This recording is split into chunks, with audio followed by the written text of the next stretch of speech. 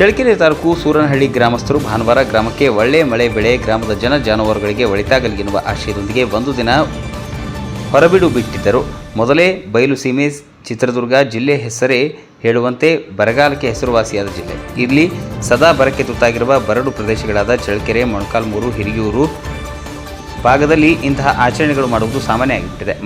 ಮಳೆ ವಿಳಂಬವಾದರೆ ಅನ್ನದಾತರು ವರುಣನ ಕೃಪೆಗಾಗಿ ಗ್ರಾಮೀಣ ಜನರು ಇಂದಿಗೂ ಸಂಪ್ರದಾಯದಂತೆ ಮಳೆ ಬೆಳೆ ಗ್ರಾಮದ ಒಳಿತಿಗಾಗಿ ಜನಪದ ನಂಬಿಕೆ ಇಂತಹ ಆಚರಣೆಗಳನ್ನು ಶ್ರದ್ಧಾಭಕ್ತಿಯಿಂದ ಪಾಲ್ಗೊಳ್ಳುತ್ತಾರೆ. ಗ್ರಾಮಸ್ಥರು ಒಂದು ದಿನದ ಮಟ್ಟಿಗೆ ಬೆಳಗ್ಗೆಯಿಂದ ಸಂಜೆಯವರೆಗೆ ಆಚೆ ಹೋಗುತ್ತಾರೆ. ಪ್ರಕೃತಿ ಮಧ್ಯ ಗಿಡಗಳನ್ನು ಪೂಜಿಸಿ ಮಳೆರಾಯ ಬರುವಂತೆ ಬೇಡಿಕೊಳ್ತಾರೆ. ಸಂಜೆ ಗ್ರಾಮಕ್ಕೆ ಮರಳಿ ಬರುವಾಗ ಪ್ರತಿಯೊಬ್ಬರು ಗೋಮೂತ್ರ, ಅನ್ನ, ಮೊಸರು ಎರಚುತ್ತಾರೆ.